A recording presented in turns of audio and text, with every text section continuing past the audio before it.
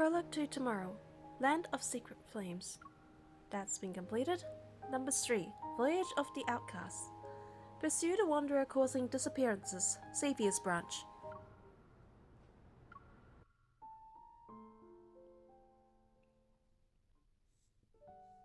After some investigation, combined with a vague hunch, I've identified a highly suspicious wanderer. Andrew is tracking it, but it's been several days since I got a response. This low allows me to test the new gear Simone modified for me before the next mission. The only problem is that my partner, who's promised to join me for this trial, is late as usual. 10 rings! The training session is over now! That's Simone for you. She can turn even the simplest sidearm into something extraordinary. I switch on to safety and put away my gun. My gaze drifts to the empty lane beside me. Looks like Xavier, king of tardiness, didn't get a chance to try out the new gear first. But at least I have the luck of a partner who's always thinking about me. So you're here. The door to the shooting range opened without me noticing. Xavier leans against the doorframe and smiles. I got caught up following a new lead. I didn't have time to tell you. Of course you didn't. Is it about that case you've been digging into? You've been really mysterious about it. Time you filled me in. He raises the cup in his hands as he speaks. Let's talk over a cup of coffee first. I'll tell you everything then. I follow Xavier to the training room's lounge area. I grab the cup of coffee he offers me. I cautiously take a small sip. It's a little hot and sort of weak, but it's still decent. You made this? The coffee machine did all the work. I just put in the beans and provided the cup. It sounds like you didn't do much, but the coffee isn't bad. Hearing this, Xavier chuckles. So, your investigation is coffee-related. Certain people were smuggling painted protocore fragments in the coffee beans. I had to attend as a judge at the coffee contest. Now that sounds I figured that with all interesting. the effort they put in, there would be a clue about the ether cores. But all we got were some modified, regular protocores. Oh, I saw it. I pause and my gaze falls into the cup in my hand. What is it? Since joining Special Operations, Xavier and I busied ourselves with tracking down leads to the ether cores. But I always had a feeling that he was carrying out the secret mission even long before he joined. I also think it's connected to Xavier's other secrets, but this isn't the right time to delve into them.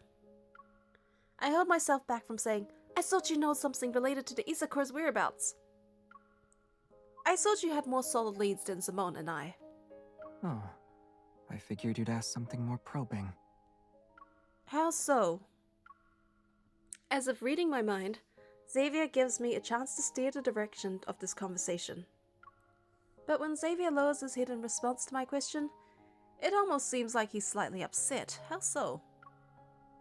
Isn't there anything you genuinely want to ask? Well, despite everything we've been through so far, I've never really pressed Xavier about his connection to the ether cores. In that case, how much do you know about the ether cores? You must know more about the ether cores than the association, right? In your mind, am I more capable than all of the association's hunters combined? Yep, you can believe that. The association has its network, but maybe you're aware of things they can't access. His fingers lightly tap the wooden table in the lounge area. I'm not entirely sure how many ether cores there are, let alone their capabilities. Their power comes from the very core of the cosmos. If fully awakened, they would spell disaster for the world. Noticing my thoughtful expression, he smiles and gently smooths the furrow between my brows.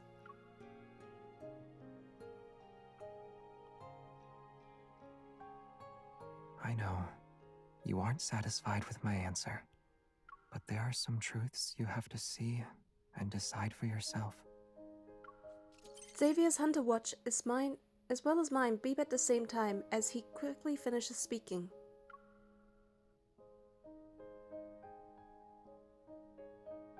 The Wander you identified earlier, the one associated with the beta protocurve energy, is confirmed to be related to the ether cores. The detailed information has been synchronized with your device's data log. Get ready to head out.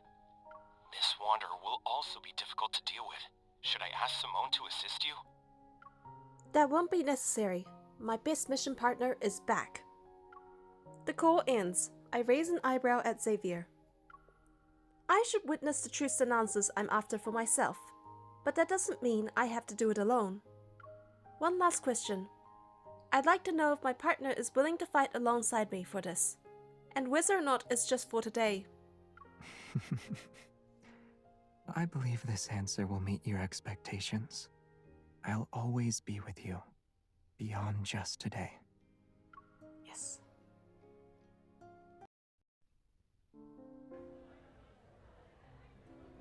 Three days later, Lincoln City, Prestara University. Commission. Location, Prestara Uni. Status, in progress. Level unknown. Task details. Lately, several students at Prestara University have disappeared after being attacked by the same wanderer, only to mysteriously reappear on campus a few days later. Although these students return unscathed, they have no memory of what happened while they were missing. Objective.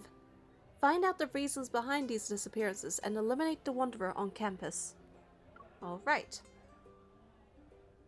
A hand reaches over, turns off the interface of my hunter's watch, and adjusts my cuff before pulling away. If you keep staring at it, everyone will soon figure out we're hunters. I lower my arm and glance at Xavier, who's walking next to me. You're right, Xavier, my astronomy buddy. The warm autumn sun peeks out from behind the leaves. It casts dappled light onto the corners of his mouth. That sounds a little staged. You're my journalism schoolmate, remember? 3 days ago, the wanderer that Andrew tracked using the beta protocurve showed up at Prestara University. Considering the recent student disappearances at the uni, the association has assigned us the mission to eliminate this wanderer. To prevent any unnecessary panic, Xavier and I are pretending to be students. With the university's help, we'll be conducting interviews with the attacked students under the guise of a campus TV station. You're walking too fast. My wrist is gently pulled, bringing me back to the moment. I realize I've been rushing. This is the pace I'm used to when I'm on a mission. I look around and purposefully slow down. But we finally found a wanderer that's connected to the ether cores. I would rather move quickly to prevent any problems from happening. You seem eager. Yes. But aren't you? Xavier adjusts my backpack strap as it starts to slip. Information about the ether cores is always shrouded in secrecy. Out of 100 leads, one might get you somewhere at best. This lead seems unusually straightforward. It's almost as if it's being set up for us to find. Is that what you want to say? It's just a guess. You might be right. But with the lead right before our eyes, I can't shake the feeling that we need to check it for ourselves. Yeah, you really are the powerful and impressive evolver everyone's been talking about. But before we meet those students, our first job is to act as students. Okay, no biggie, shouldn't be too hard. As we talk, we end up walking down a tree-lined path and arrive at a bustling square. Shouldn't be too hard, I always get mistaken for a student anyway. Around us, numerous sleek, temporary booths are set up. Students are excitedly weaving through them. Prestara University Club Recruitment. There are so many people. Let's take a different route. It's almost time for our scheduled interview, and it wouldn't look good on us if we were late.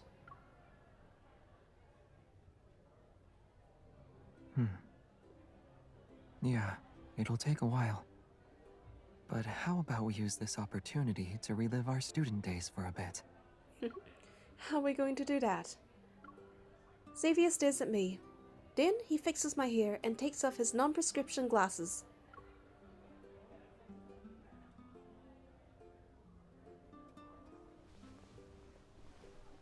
He puts them on my face. Much better. Ah, I am jealous of those who don't have prescription glasses. Does this make me look more like a student?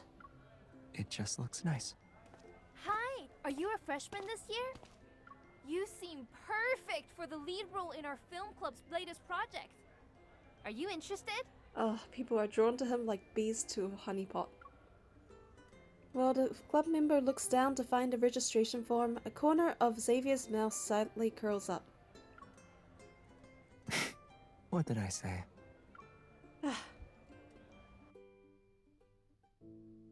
I feel like Xavier was throwing his teammate under the bus, but this trick surprisingly works.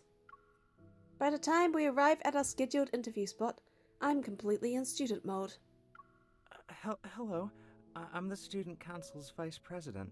So, I was told you guys were hunters. The tall, lanky boy gives a slightly uneasy smile, his head sinking lower as he speaks. The students who disappeared earlier are waiting in the classroom. They only know it's for a campus TV interview. Sorry, could you repeat what you just said? I mean, just keep the questions simple and try not to scare anyone. After all, they've all had encounters with the Wanderer. Let's make sure we don't add to their trauma. Understood. We'll be careful.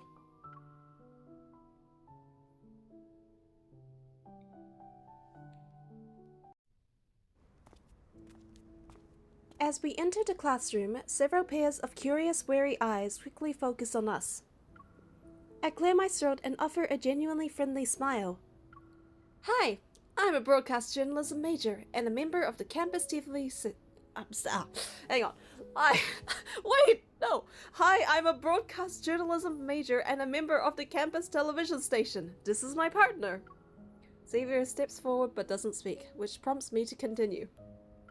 He's the one who will handle the microphone and the camera. He's an astronomy major. Our simple introduction doesn't achieve the effect we wanted. Perhaps the Wanderer did give them quite a scare. They scrutinize us warily, but no one responds. Hi, A bag full of drinks appears from behind the door. The person holding it hesitates, struggling to gesture a couple of times. I take the bag. The vice president shyly smiles, then silently moves to sit by the classroom's back door. He's definitely an introvert. Cooperating with us on the university's behalf must be tough for him. Or he lacks social skills. But then again, that happens with introverts. I can tell. I'm an introvert. When I distribute the drinks with Xavier, the classroom's tense atmosphere begins to soften. As I try to come up with appropriate icebreakers, Xavier nudges my elbow. Oh, right. Didn't we meet up downstairs this morning? I'm confused, so I manage only a grunt in response. I think I forgot to check in for my morning class. Oh no. You're an astronomy major! Aren't you taking Dr. Ulysses' course? It takes me a moment to realize that Xavier's somber tone doesn't match his hopeful eyes. As I move the chair, I lean in close to Xavier's ear.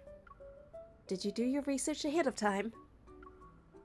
I just threw out a question and didn't expect it to go anywhere. Ha! Straightening his posture, Xavier smiles and looks at the student who responds to his question earlier. Yeah, his classes are really tough. The student relaxes as the conversation begins to flow more naturally. I knew it. When it comes to the strictest professor at Prestara University, no one can beat Dr. Ulysses. But it's not that bad.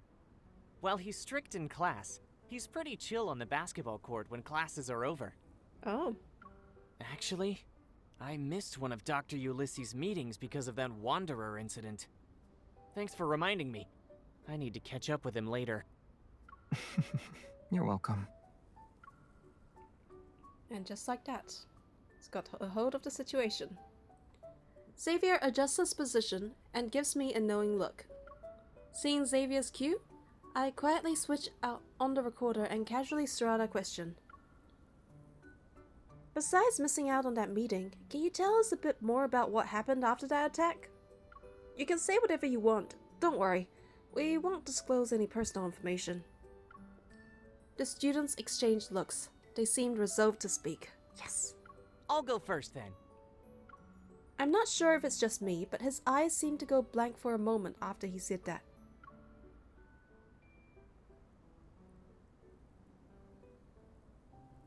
This is what Day we 2, call lecture a hall. white hole, a theoretical region of space-time. If we reverse What are all you the doing? symbols in the equation Shh, we're not representing actually the here for the geometry of lecture, space-time, but we then might in as this well very look the part. space, objects are no I longer slide the unable open to textbook to the escape center from of the it. desk, Or line up rather, my notebook they and can pens, only and place a water escape bottle from to it. the side. Yeah, your desk is so neat. It's only a matter of time before the professor notices. According to a student's account, the incident occurred outside the classroom. He was heading to a meeting with a professor. I decided to talk to this professor to see if we could gather any new clues. So I dragged Xavier with me the next day, and we snuck into his class. Yeah, it's a perfect disguise. The way you quickly claimed a seat in the back was nice and clean, too. The back row is the VVVIP section. It has a great view and ambience, perfect for relaxing, entertainment, and even... Spotting 2 students in the back row secretly holding hands under their desk, I casually changed the subject. Where do you prefer to sit when you were in school? I didn't have a particular preference, but I usually sat in the back, too. The sunlight was nice, and the breeze was refreshing. How comfortable were the desks and chairs? They were okay. As our casual chat drifts on, I flip open my notebook and turn my attention back to our mission. Even though we learned a lot of details from talking to the students affected by the attack yesterday, we didn't find anything notable.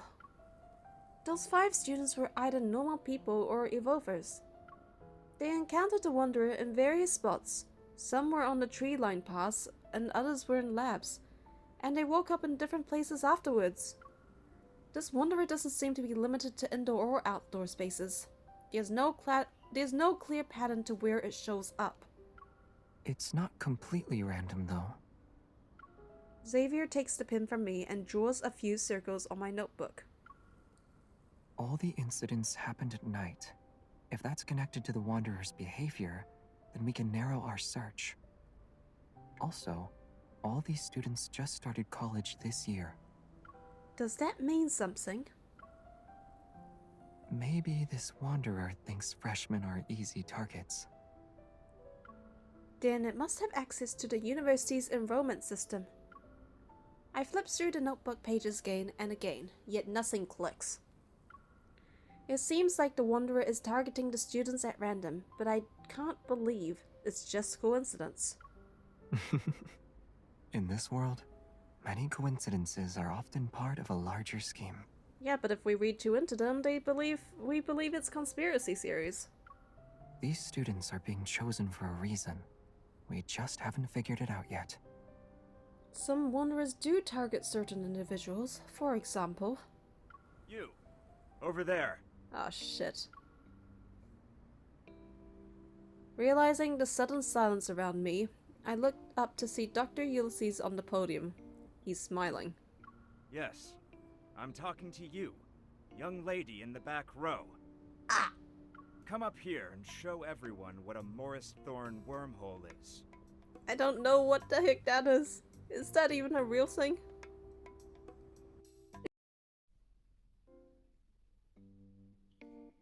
I never thought I'd get caught talking in class. For a moment, I'm stunned and I don't know how to respond.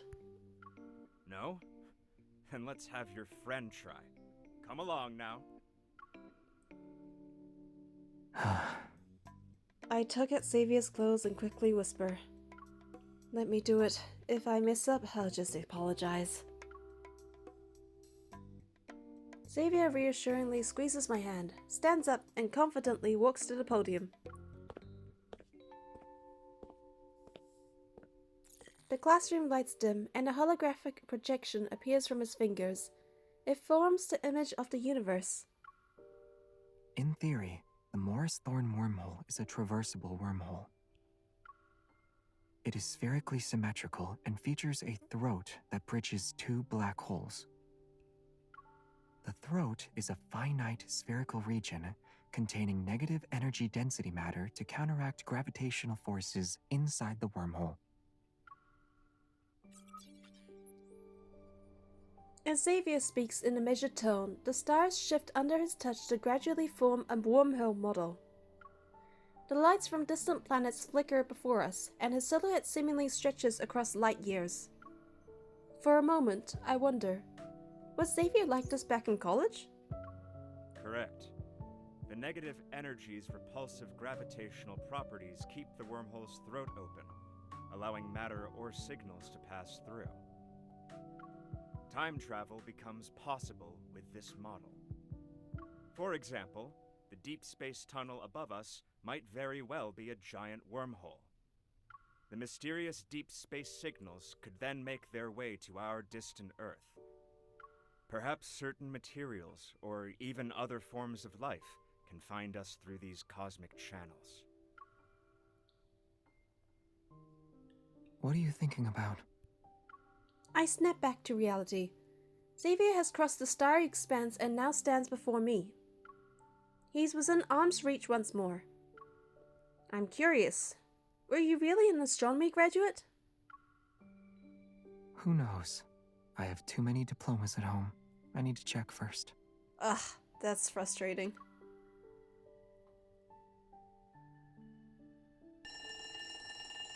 When a bell rings signaling the end of the lecture, the classroom empties out quickly, even though it was packed just moments ago.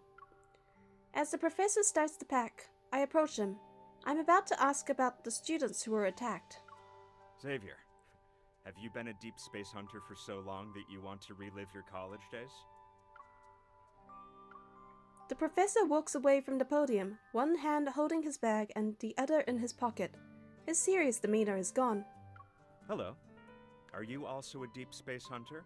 His colleague, perhaps? This is Ulysses. He's an old friend of mine. Now he works as an assistant professor. I was promoted to associate professor 2 years ago. Congratulations. Thank you. First there was Jeremiah, a mysterious florist. Now it's a university physics professor. I'm once again shocked by how unpredictable Xavier's social circle is. Let's get back to business. You're not the type of person to visit without a reason. Did something happen at the university? I'm on a mission. Well, if you're involved, it can't be just any mission. Should I be expecting a major incident to take place? Looks like I'm not the only one who has a certain impression about Xavier. But this gives me a perfect opening to ask him about the Wanderer. Dr. Ulysses, we heard one of your students was attacked by a Wanderer and went missing for a few days. Were you in the area when this happened? Ulysses pauses for a moment before nodding. I was in the lab preparing for a meeting when I heard a scream outside the room, but I didn't find anything even after looking around. I later learned that a student had been attacked by a Wanderer. Fortunately, he wasn't seriously injured. It looks like Ulysses didn't see the Wanderer. I'm a little disappointed. Did the lab's flux stabilizer show any reaction? No. I immediately get what Xavier is hinting at. If the flux stabilizer didn't react, then that Wanderer's metaflux fluctuation level must be below 50. There are only a few Wanderers capable of such stealth. Our search is narrowed considerably. It's great. It's also possible we're dealing with a modified Wanderer. Never mind. As if reading my mind, Xavier reveals another observation. I nod. Got it. I'll ask Andrew to compare the protocurve data with the possible Wanderer profiles. Wait, I just remembered something. The flux stabilizer can't detect that level of metaflux. However, the research center's RMFMA might. RMFMA? But the research center isn't even near here. It was moved to the campus earlier this year, so it's not that far away now. It should have captured the metaflux fluctuation and its dynamic range when the Wanderer appeared. Then, can we use that device for a bit? RMFMA. It stands for Reflective Metaflux Field Monitor and Analyzer. I'm not gonna remember that. A flicker of doubt crosses my mind, but I push it aside for now. I wait for Ulysses to respond. Sure. As long as you have the clearance to operate it and access the system, you can use it. But we don't quite fit those requirements. Let's go. Huh. Xavier picks up my backpack and turns to Ulysses. Aren't you going to lead the way?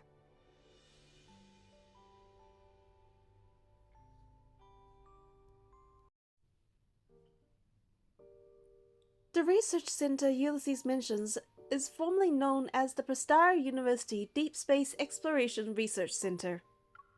It houses the RMFMA under a skylight on the third floor. The machine's brass casing and bulky appearance make it stick out like a sore thumb. Yet the screen's flashing indicator lights and the fast-moving images exude a sophisticated air. This analyzer is one of the most advanced pieces of tech in the past few decades, and it remains so today. It can detect the slightest fluctuations in the deep space tunnel. Unfortunately, there are fewer than 10 of them in the world. Many talented researchers and professors have turned down prestigious offers elsewhere. Also, they could work with the RMFMA at our research center. Do Xavier and I need to apply for access first to retrieve its data? Wait, where's Xavier?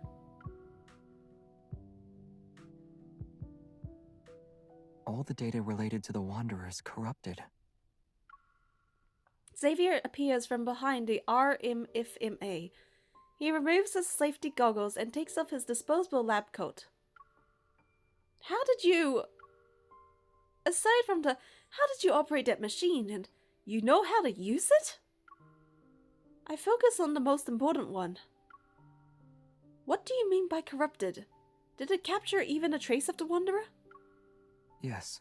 It showed that a Wanderer appeared on the university's campus in the past 2 weeks. But all the data has been tampered with. The generated spectrum also has many errors. It can't be used as a clue. The hem and cuffs of his lab coat somehow got tangled together. Xavier frowns and pulls harder, but they're still stuck. Raise your hands a little more. As I help Xavier wriggle out of the lab coat, my mind races with questions. Maybe the RMFMA is too old, so it's malfunctioning. If that were the case, the first issues wouldn't show up in detection and sampling errors. Which means someone deliberately tampered with it. Once he's out of the lab coat, I meet his gaze. It's brimming with confidence. It's a rare, high-end device. Yet Xavier seems to know it inside and out and can even log in to the system to use it.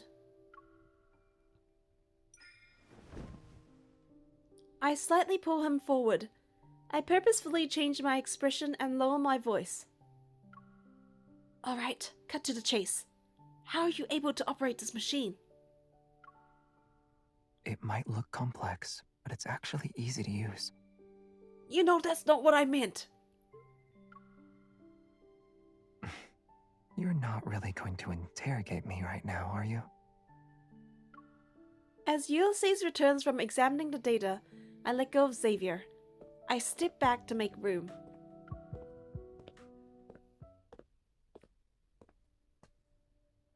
The data is corrupted, and just as you suggested, someone probably tampered with it. However, the research center is a secure, newly built facility that few people can access. If we include me, only a handful of researchers work here. The last system login was recorded to be over a month ago. Has anyone else been in here the past 2 weeks? Ulysses thinks long and hard before finally giving a hesitant reply. Yes, but it's not anything suspicious. There was a study event here for new students. part of the event included a tour of our facilities. That was when we introduced them to this analyzer. The new students who started this year, could it be?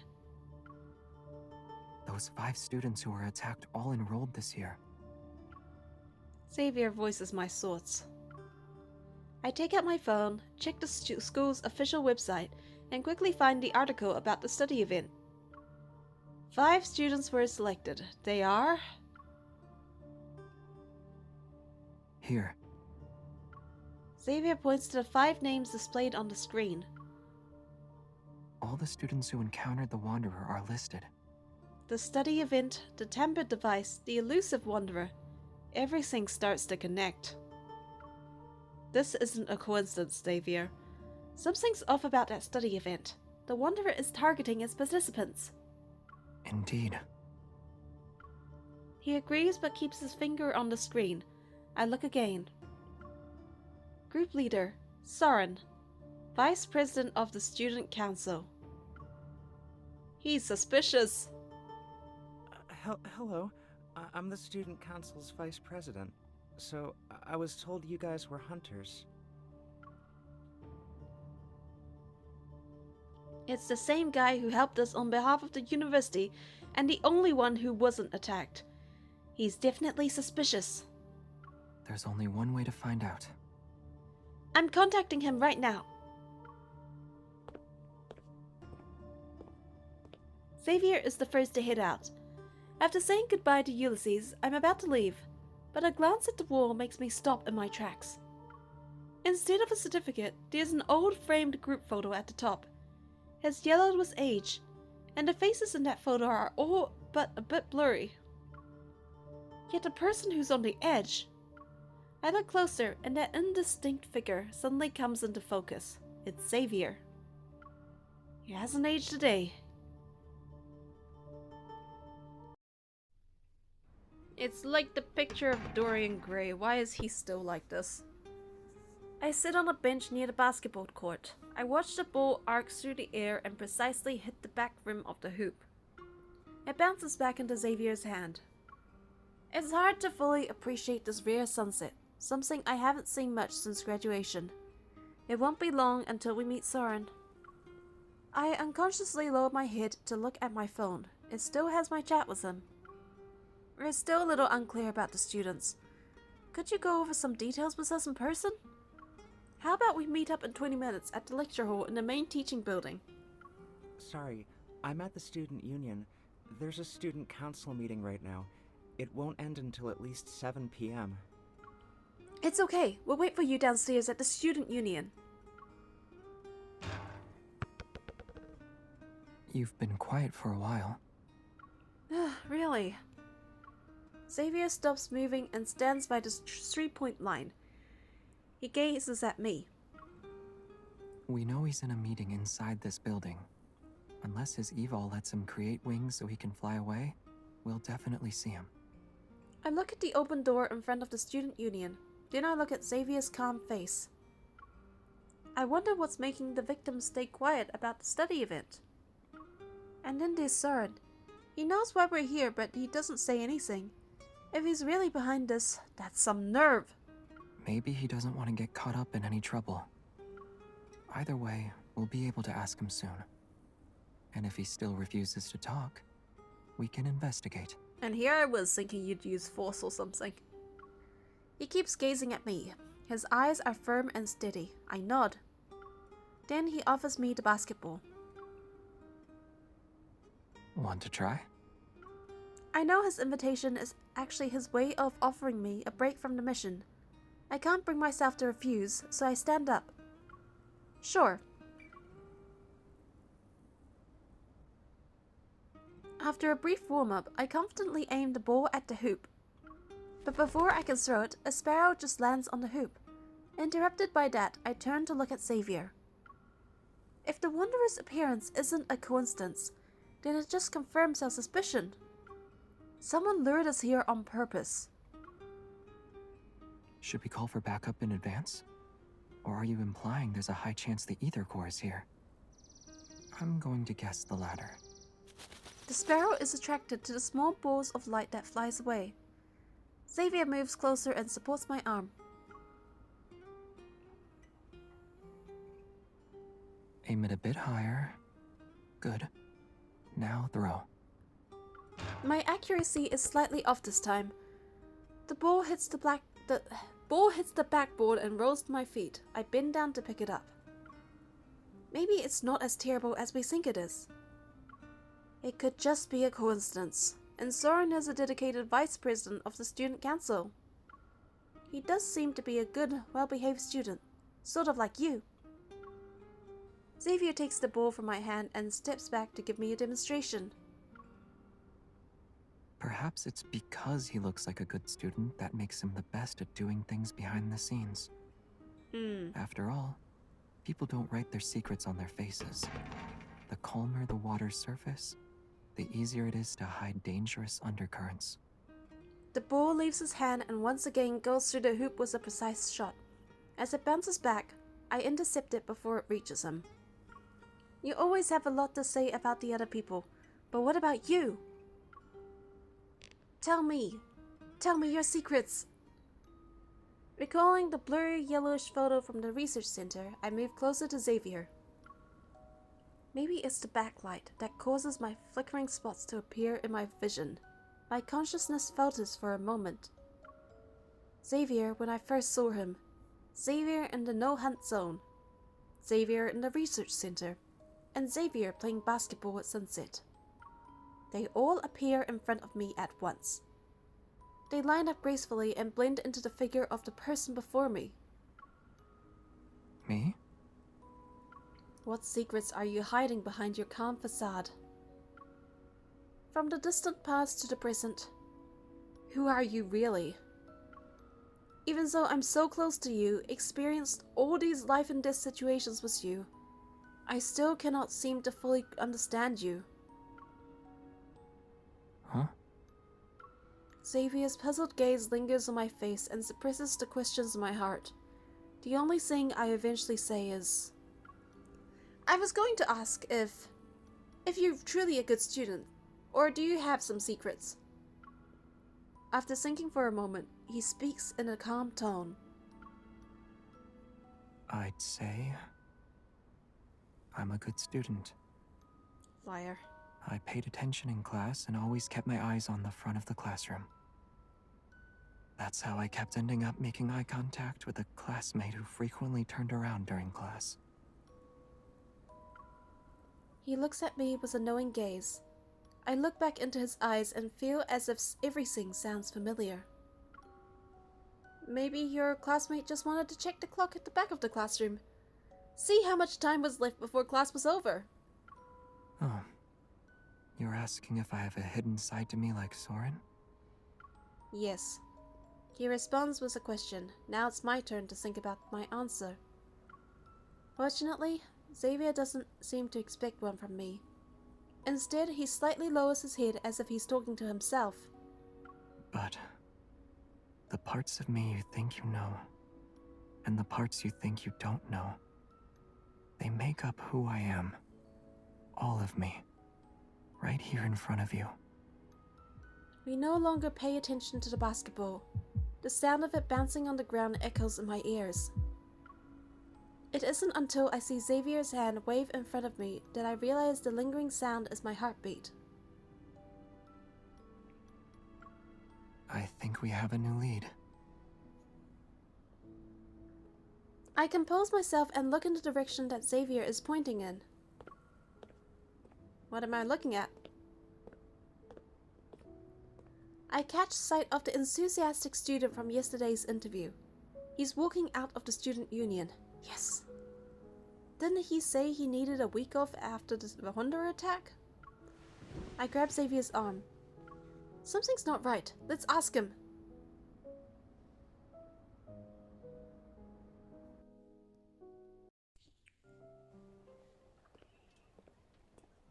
Before we get close, that student immediately recognizes me and Xavier. He excitedly waves at us. What a coincidence! Why are you here? Didn't you say you were going to take a week's leave at home? What brings you back? With no time to lose, I get straight to the point. but the student looks confused. Huh? Did I say that yesterday? I don't remember at all. After the attack, my friend said my memory had gotten worse. I thought I was getting better over the past couple of days. I don't like where this is going. I exchange a glance with Xavier, my eyes saying, something's wrong. What do you remember then? Do you recall attending a study event around 2 weeks ago? Did anything strange happen at that time? A study event? He frowns, thinking hard for a long time, and then suddenly something dawns on him. It wasn't weird, but we did come across something intriguing. When we visited the Deepspace Exploration Research Center, there was this unique piece of equipment on the 3rd floor. For a short while, I felt like I walked straight into a haunted house. He dramatically gestures, looking a bit still looking a bit shaken. It looked exactly like that haunted house I'm always terrified of. I almost screamed. After the tour, others said they had the same feeling, that for a moment, they fell into a really scary place. Wait, you're saying you all had a hallucination? Who else was there? It was just the 5 of us, and the vice president. The guy had to step out for a bit, so we were on our own. It's not a hallucination. This is something the RMFMA can also do. You mean? To make a long story short, it's like recreating a plane of existence and overlapping it with our reality. But only a few people know about this. We surely underestimated Soren. Xavier grabs my wrist with one hand and supports my back with the other. Hold on. Wait, you know where he is? The research center. He'll get there before us.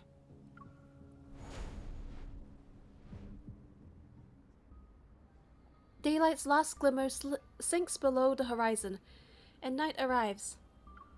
As we stand in front of the research center again, the building takes on a more mysterious air under the night sky. Soren stands under the skylight on the 3rd floor. His back faces us. You're quicker than I thought. I should have known the moment I saw you. Xavier stops behind him. After a brief pause of tension, Soren turns around. Do you think you can still order me around, Xavier? He has a glance at me, then he looks away. You can't, and neither can she. A sudden gust of wind stirs the indoor air. My heart trembles as I sense a faint energy fluctuation. Xavier, something's here! A light blade forms in Xavier's hand. I also take out my firearm from the belt holster. I walk over and stand next to him. Let's take down Soren before the Wanderer arrives. Before I can get closer, Soren disappears. I hear his voice behind me. It's too late. It'll take you to the place you've always wanted to visit. He can also teleport? Could he be? The intensity of the energy fluctuations significantly scores. Xavier's hunter watch as well as mine beep at the same time before I can react. In a shadowy corner where the moonbeam doesn't reach, a colossal beast has stirred to life. This energy, it's fierce. A wanderer with an ether core. It can't stay here. We need to lure it out. The light blade cleaves through the heavy darkness. Its shockwaves ripple to the end of the corridor. The wanderer pauses its assault before creating an even fiercer wall of wind. It charges towards us once again. You took the bait. A huge shadow looms over us. I turn around and aim my gun. The expected protofield doesn't materialize. Instead, I feel a sudden coolness on my face, as if I'm being pushed through a barrier. Out of the corner of my eye, the RMFMA lights up. Before everything goes completely dark, I reach for Xavier's hand. And I grab nothing.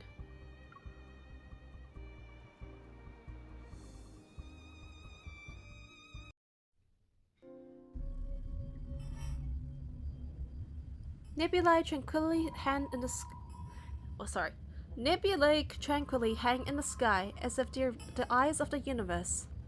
Faint rays of light spill over the shadows of trees that sway like waves. This feels like a protofield. Countless waves of both strong and subtle forces swirl through my head. I stand in this unfamiliar forest enveloped in thick fog. This definitely isn't a regular protofield. The energy here is erratic, and the fluctuations are violent. Xavier, can you hear me? I call out to him several times, but only the wind's rustling of branches and leaves answers me. He was probably dragged into the protofield too. I have to find him quickly. I look up and meteor streaks across the sky. It leaves behind a trail of fire as it flies past the tops of all tall trees. A meteor. Several more follow suit before I can say more. All of them are heading towards one side of the forest. I can't help but follow them. In an instant, the night sky is ablaze with countless rays of light. Meteors pour down like rain. They disperse in the fog and darkness which plague the forest as they fall in the same direction. Are they guiding me? I walk faster, gradually quickening my pace until I break into a sprint. Like me, the meteors fall even more intensely and rapidly. It's as if they're urging me to run with all my might. Hey, is that you? This voice. Xavier! Answer me. Where are you? Even though I can clearly hear Xavier's voice, I don't know where it's coming from. Is it in front of me? Or is it echoing from the depths of my heart? Brilliant arcs of light flash before me as the wind's whistle resounds in my ears. My heart surges, overwhelmed by the surrounding chaotic energy. I have a bad feeling. Please stay safe, Xavier. I hope nothing bad happens to you.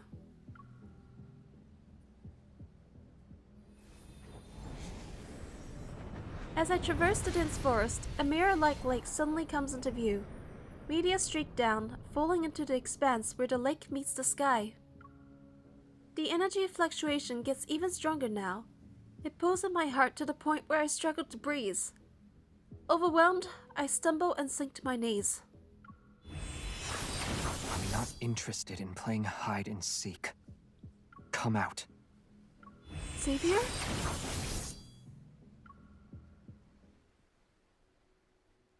I frantically look around and spot Xavier near the lake's shore.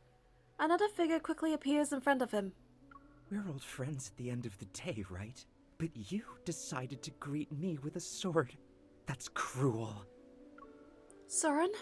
No, that's just an illusion. Soren adjusts his glasses, and his previously friendly, bashful expression vanishes. You haven't changed even after all these years. You're still afraid of Starfall Forest. As if you're any different. To you, the ends always justify the means.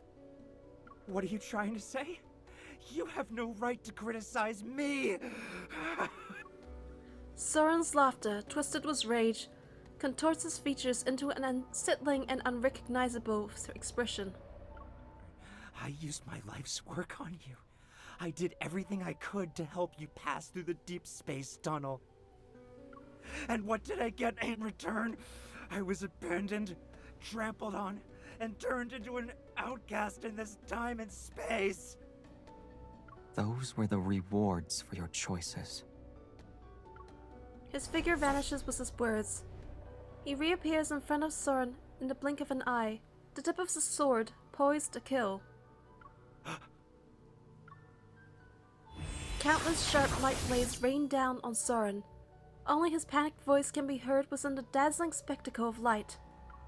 You. Killing an apparition is a waste of time. Then why did you dodge? A beam of light descends, and the apparition is sliced in half. Ugh! It's not just an illusion. Somehow, it and his actual body are connected. Struggling, I rush to help Xavier, but I fall again. The energy in the surrounding area has changed. Wait, Xavier's vow is... Xavier's flurry of attacks continues, and there's no room for counterattacks. Nothing is out of the ordinary in terms of his appearance, yet. His usually serene sparks of light scatter and fly chaotically around him, as if they've lost control, agitated or consumed by something. It's time to put an end to this charade. Wait, wait! You can kill me. But what about her? A meteor falls into the center of the lake. It awakens the sparkling light that twirls into a vague illusion. The silhouette wears a hunter's uniform. It's hard to make out, yet it's unmistakably familiar. It's... me?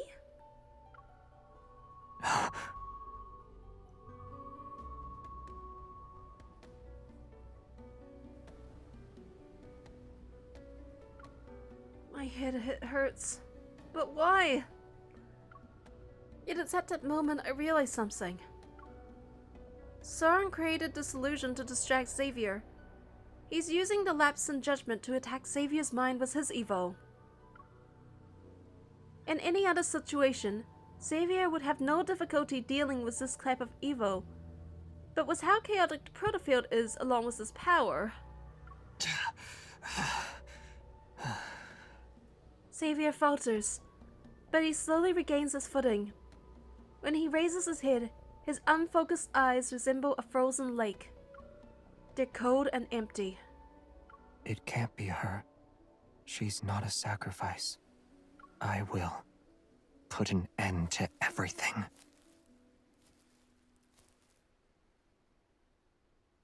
Xavier, I'm right here. That's an illusion. Perhaps weakened by Xavier's attacks, the bullet makes the apparition stagger.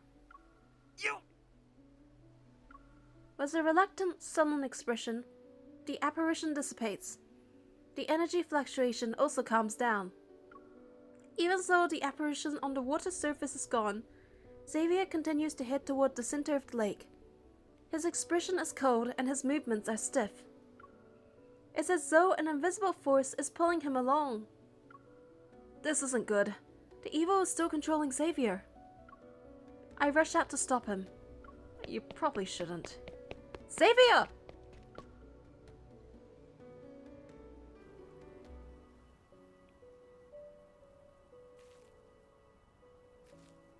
A planet that uses to survive.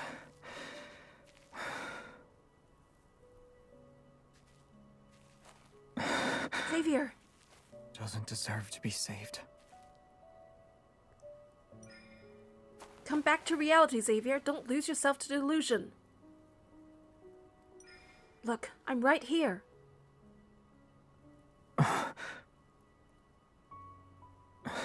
You are... Oh. What's wrong? Are you hurt? You can't stay here. Run. Otherwise, you'll... as well. His power is fading. Is the space trying to consume him?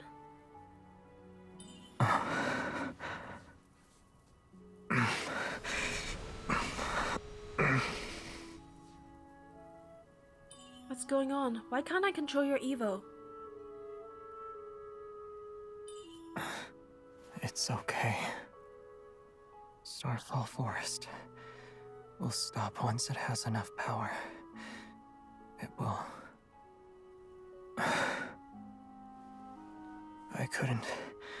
I didn't protect you before. At least, it chose me this time. Enough power? In that case. The Isacor's power should satisfy it. No.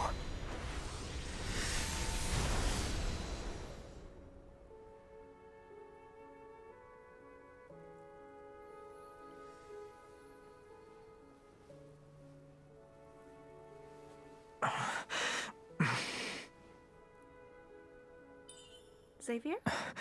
You really are reckless.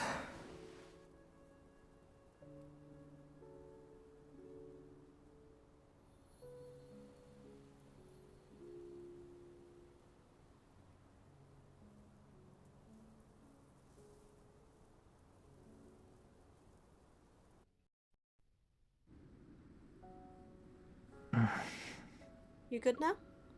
Do you recognize me, Xavier? Hey. Are you okay? Don't move. I apply medicine to the wound on his arm, but he abruptly pulls away. I almost dropped the bandage. Xavier ignores my command and grabs my shoulders. He gives me a once-over. I'm fine. Don't tell me you're underestimating the power of an ether core. I underestimated you. An ether core's power isn't something anyone should mess with. If you use it carelessly, the protofield would have devoured you. What then? Hey, I can control it. Since the ether core is mine, I know I can control it. Are you sure? Okay, I'm not exactly confident about that. You got me. His hands grip my shoulders more tightly. I glance at Xavier's pursed lips and past tense arm. Xavier, are you mad? I'll admit I was a little reckless, but wouldn't you have done the same thing if you were me? Don't be upset. I won't help you heal. It won't help you heal, and it might affect your evo.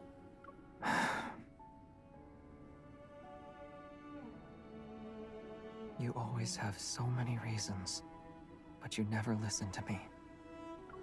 I will next time. I poke his face again and again until he reveals a helpless smile. He takes the bandage beside him, quickly wraps it around his arms a couple of times, and then stands up. The energy fluctuations around us have only temporarily subsided. They could spike again at any moment. And Soren is adding fuel to the fire. We need to get out of here before he makes his next move. While you were still unconscious, I used my evo to scout the area. This protofield does more than just devour power. I can't find its boundaries at all. It's like a space where if you shout, there won't be an echo. Don't worry. After getting his bearings, Xavier leads me deeper into the forest.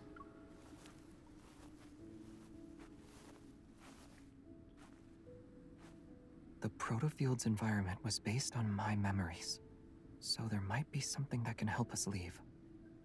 I've never heard of a wanderer that could invade and read memories before. It's just like with Zane in his dreams.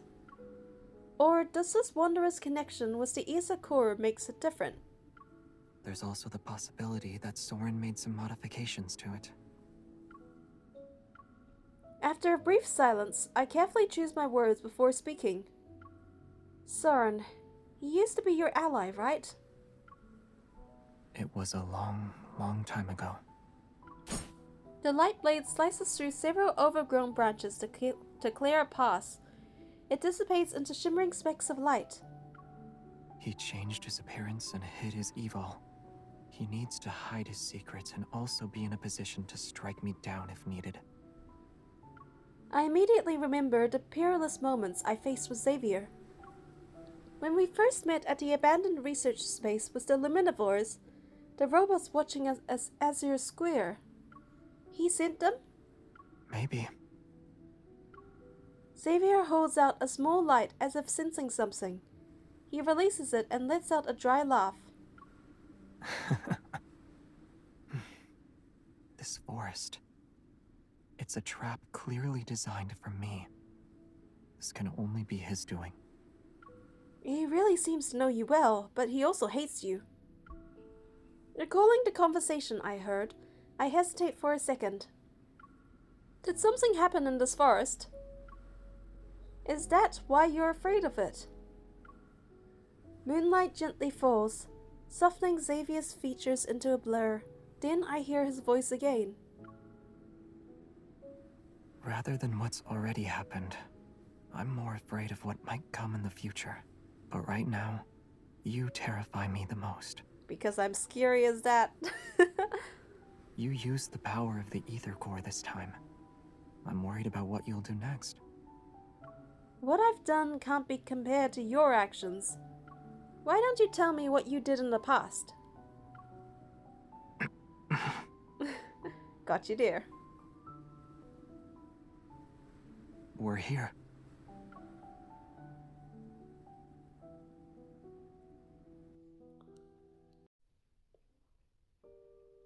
Following his gaze, I see a massive spaceship hidden behind the towering trees.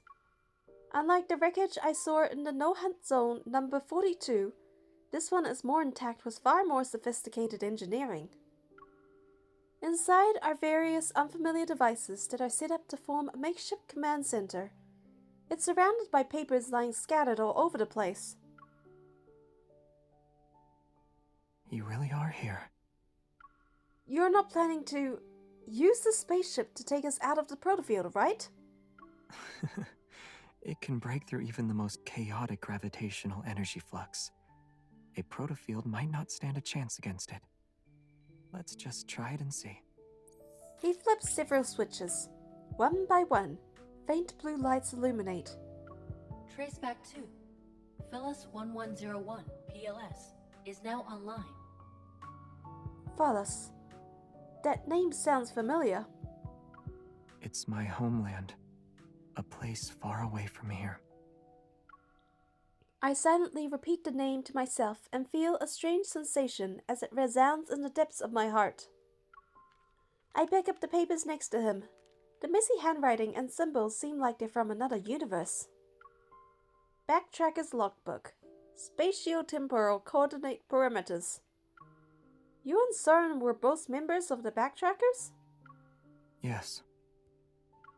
The image of the spaceship slowly loads onto the floating holographic screen. He scans the complex data line by line. Even though we called it a small group, there were quite a lot of us at one point. But after all this time, only a few of us remain. Basic spaceship inspection complete. Please enter your password and verify your identity. Xavier doesn't respond and continues to press certain buttons on the panel. Then he places his hand on one side of the screen. Your identity has been verified. It's been a long time, Captain. Prepare for departure. Understood. Commencing pre-flight checks. Aren't you going to ask me more questions? You must have many more questions. I won't hide anything. Just ask. I do have a lot, like... Who were the Backtrackers? Why did you come to this world? And where did the spaceship come from? However... You said everyone has secrets and motives, at the very least. I know you're not my enemy. Also, I kind of have a headache, so I don't really want to ask. That's all the assurance I need. Besides, now's not the best time for long stories.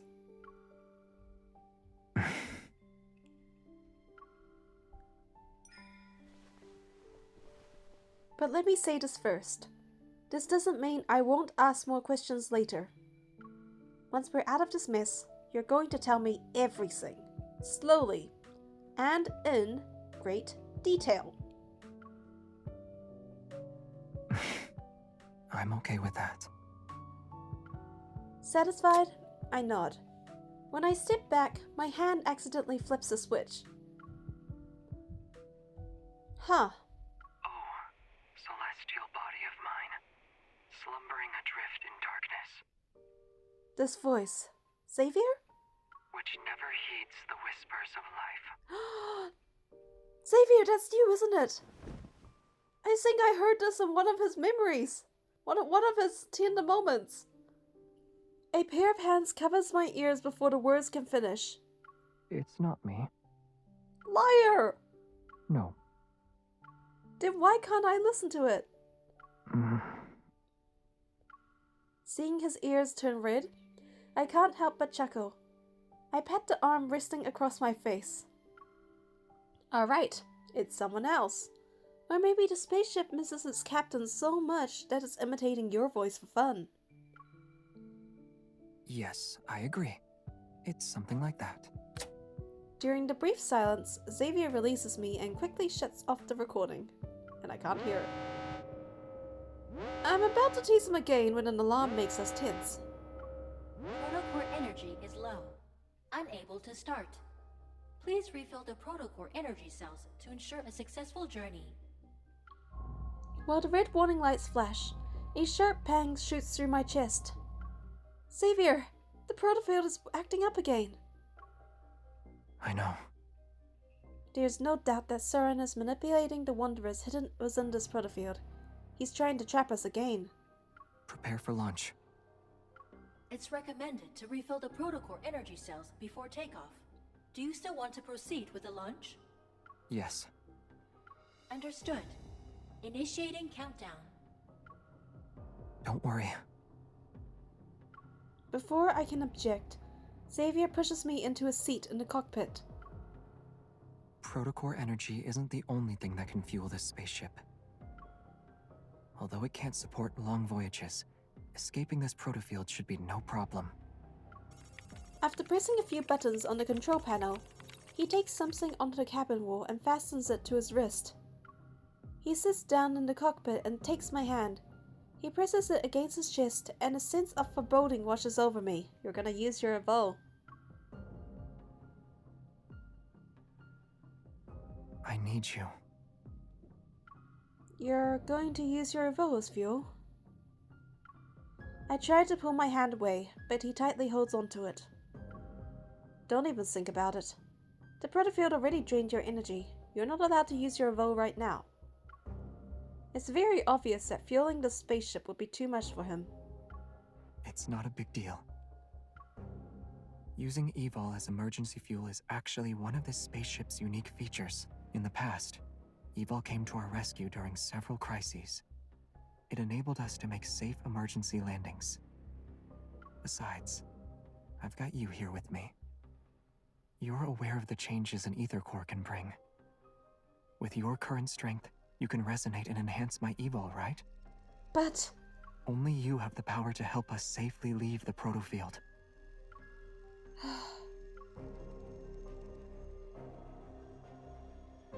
Trust me. He cups my cheek with his other hand. With a soft voice, he makes a promise to me. Your power will keep me safe. Counting down. 10, 9, 8, 7. My heartbeat races, whether it's because of our current circumstances or the intensifying energy fluctuations, the pain in my chest grows sharper. Amidst the blaring alarms, the spaceship begins its final countdown. The flickering lights spiral into chaos. Xavier looks at me, his expression as calm as it is always. He's waiting for me to respond. Alright, let all your power flow through me. I'll keep you safe. I promise. I know.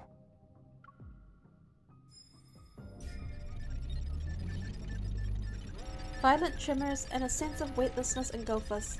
After countless voyages through the boundaries of space, the spaceship plunges into the unknown once more. Chaotic energy crashes into the spaceship. The air currents instantly tear apart the scenery outside the porthole. I hear a high-pitched whistle. A case envelops my vision. Only one warm force stays tightly connected to me. It flows steadily from my hand and gradually covers the world in a dazzling light. It overwhelms my senses. But then... Weird, it feels like something is suppressing Xavier's evo, preventing complete resonance. Keep going. Xavier tightly presses my hand against his chest. Even in the blinding light, his gaze stays calm and gentle. I grip my teeth and forge that power into a sharp blade. Slowly but surely, it cuts through the invisible barrier along with the spaceship. Space itself is ripped open, which creates tremendous energy fluctuations and tremors. In the distance, a massive shadow looms. At last, we forced it to show its true form. Get ready. It's time to deal the finishing blow.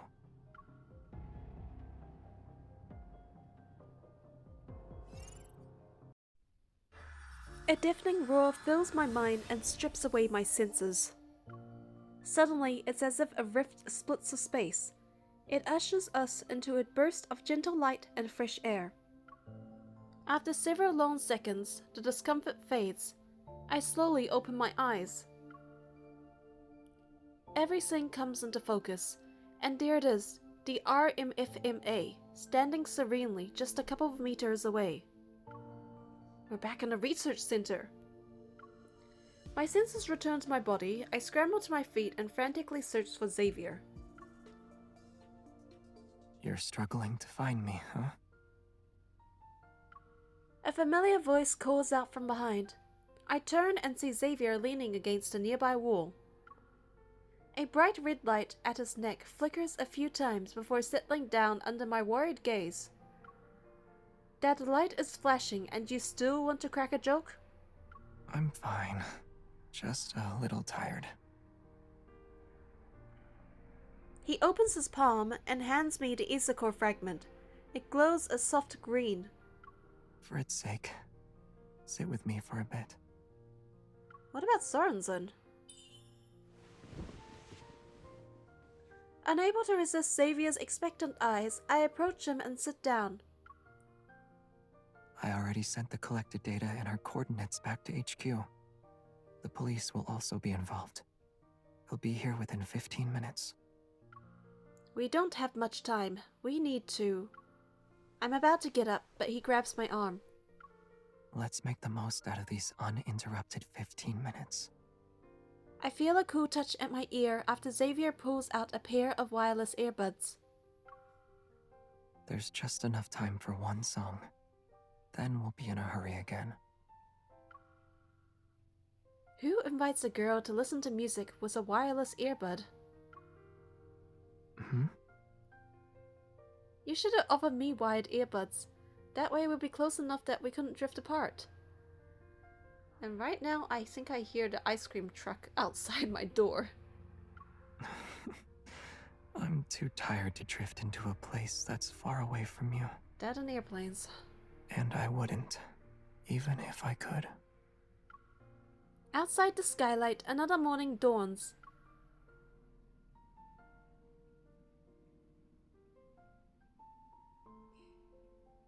As Xavier expected, updating the intel and what happened on campus is as tough as tracking down the Wanderer. After leaving Prestara University, Xavier unsurprisingly retreats to his bedroom. Meanwhile, I return to the association with the Issacore fragment. After a brief mission report, Captain Jenna warns me about our recklessness but also commends us for successfully completing the mission. With the order to return home and rest, I time my visit to line up with Xavier's recharging period. I bring supplies to the 6th floor. After several rings, Xavier finally opens the door, his hair all tousled. You're finally back. Yes, I am.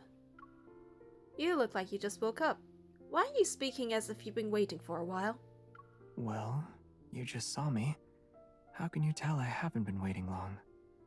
He effortlessly reaches behind me and takes the plastic bag. It felt like forever.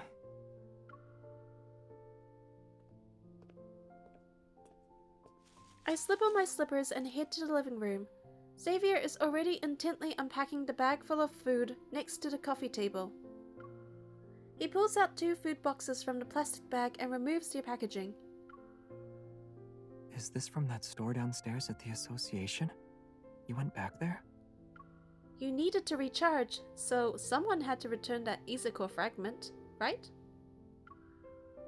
Right. Thanks, partner. No worries. Oh, and Captain Jenna wanted me to relay a message to you. What is it? With mashed potatoes still in his mouth, Xavier looks up while the spoon is held between his lips. It's a warning. She said if you deliberately put her team member in danger again, she won't let you off the hook. Got it. I'll remind her about settling the other 5 verbal warnings she gave me. How many warnings do you have? In that brief silence, Xavier lowers his gaze and eats his mashed potatoes one spoonful at a time. Did Prestara University say anything? Surveillance and witness protection are ongoing, but we still haven't found Soren. If we haven't found him by now, chances are we never will. Don't say that. He casually talks about that, but his words carry a mixture of indiscernible emotions. I decided not to dwell on it. You don't know where he's gone either? Nope. As I reflect upon everything, the vague, tangled clues pile up and cast a large shadow behind the clear image of Soren. Getting out of this precarious situation unscathed isn't something he could accomplish on his own. Only a few groups could pull that off. Who's supporting him? After finishing a box of mashed potatoes, Xavier retrieves a stack of documents and a sealed bag from under the coffee table. Inside the sealed bag is a tiny, button-sized device. I can't help but pick it up. What is this? Ulysses found it at the research center. He urgently sent it over. Initial tests show it has a radio frequency chip that can resonate with metaflux fluctuations. Just like in the other one. So this little thing is the culprit behind the RMFMA's malfunction and even the tool Soren used to lure in the Wanderer. This is similar to Raphael's branch. Was that chip from Ever? Yes. The room falls silent again. I follow the train of thoughts and speak up. Can you also use that device to recreate a plane of existence and overlap it with reality? You mentioned earlier that this is something only your people know about. That's right. But you know I don't like illusion stuff. Xavier calmly says. I nod and pull the sealed bag back on the table. Who can help him make that? Xavier doesn't respond immediately. Instead, he pushes the stack of documents towards me. Here's the latest analysis and theories based on what we know. It includes a list of groups with similar tech. Go through it, and you'll come to your own conclusions. As always, Xavier doesn't explain. It's as if he's already at the finish line with the answers. He's quietly waiting to see if I'll join him or choose a different path. However, I'm not content with following his lead this time. I place my hand over his and stop the documents he's pushing toward me in his tracks. I'll read these later. Xavier, I'd rather trust what you have to say right now. After a brief pause, Xavier purses his lips and finally meets my intense gaze. It's Ever. Of course. Ever. The same conclusion from Zane's branch and Raphael's branch, and Xavier's branch now. Some of the backtrackers are also involved. They know everything you know, and they've had their eyes on you for some time, right? Yes. That makes them our common enemy then. Outside, the leaves rustle as the wind slips in through the gap of the curtain. The curtains flutter. My shadow merges with Xavier's, and it feels like the impenetrable door in his heart has been opened slightly. This time, we're finally standing on the same side.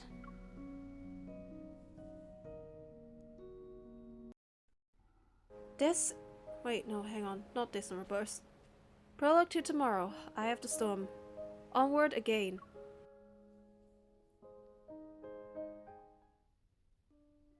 After several Isa core fragments were retrieved, Special Operations shifted its focus onto Ever. Their involvement in every recent Isa core incident was far too frequent to be a mere coincidence. This business conglomerate, which started in the biotech industry, isn't as clean as it appears at first glance. Our positions aside, Ever's technological advancements are pretty impressive. Simone sits next to me, slipping some ice cream into her mouth as she jabs the computer screen in front of me. At this moment, Ever's biannual product launch is about to be broadcast worldwide. They can achieve things proficiently with machines, when people with Evol couldn't. Machines? Yep, it's the AI technology age. Andrew's voice came from behind a row of translucent displays. Based on what I can tell, It's not possible for them to make consecutive technological breakthroughs in such a short period of time. Not through normal means, at least. The frequency in ways wanderers have been appearing these past few months continue to steadily increase. During the broadcast, the spokesperson holds up a device that's about the size of a bottle cap. We'd like to introduce to you our newly designed portable flux stabilizer. It can regulate the frequency of surrounding metaflux fluctuations, thereby stabilizing the protofield and reducing the likelihood of wanderer materialization. The audience erupts in thunderous applause. Meanwhile, away from the screen, I exchange knowing glances with my team members. We might as well start planning our early retirement party. If they start putting things like these up on every corner like streetlights, would there even be a need for deep space hunters? Should that happen, we might as well start planning our early retirement party. Simone frowns at the screen. This is nothing but a blatant provocation. We barely had time to suspect something was off before they brought out this product launch. Yeah, they're being brazen about it too. It's like they're daring us to keep investigating with what we know so far. That's unlikely to happen. As soon as Simone and I hear Captain Jenna's voice coming from the entrance, we stand up behind the screens. Andrew nods at Jenna. Captain? Captain. The fact that they're hosting a high-profile product launch means they've already covered their tracks. They wouldn't take this risk if there were a possibility of us finding incriminating evidence. Jenna walks over to the command desk and places a thick folder on it. The three of us gather around her. The analysis report for the previous fragments has just come out. Let's take a look. She taps the command desk twice. An irregular spherical structure appears before us. ESA core, spatium They're core, from the same energy ether level core. undefined. Based on its characteristics, we're officially naming it Spatium Core. A spatium core that can manipulate space. At least, there are 3 different ESA cores now that I know of. As more ESA cores appear, it's only a matter of time before the public becomes aware of this extraordinary energy source. It's just that the fragments of the Spatium Core are held together by some kind of gravitational pull. She points to the center of several fragments. Right here, one fragment is missing. Jenna leans forward, looking at us again. Special Operations' next objective is clear. We must recover this crucial ether core fragment before further complications arise. Yes, Captain. Yes, Captain. Oh, right. There's something you need to know. With quick reflexes... what was that? Hang on. With quick reflexes, Simone intercepts Andrew, distracting him under the pretense of exploring new avenues for weapon enhancement with the recently collected data.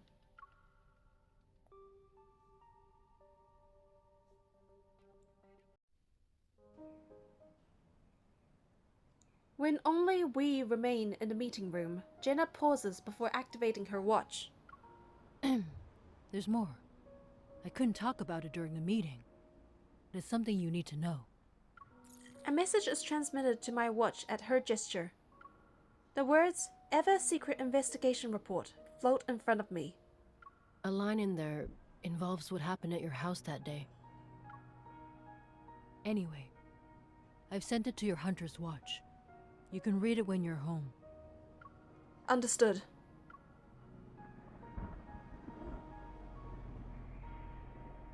Thick clouds swallow up the remaining patches of sky. It's dark now, and the wind sweeps away the last remnant of the sunset. All that remains is a bleak white. The weather forecast said there will be heavy rain. At some point, the streets have become quiet. It's as if people sensed the approaching storm and are now hiding. I can see lightning in the distance as it flashes under a cloud. Thunder roars closer again. I should go home. As I am about to move, a sound presses against my heart like a string, sending a shiver down my spine.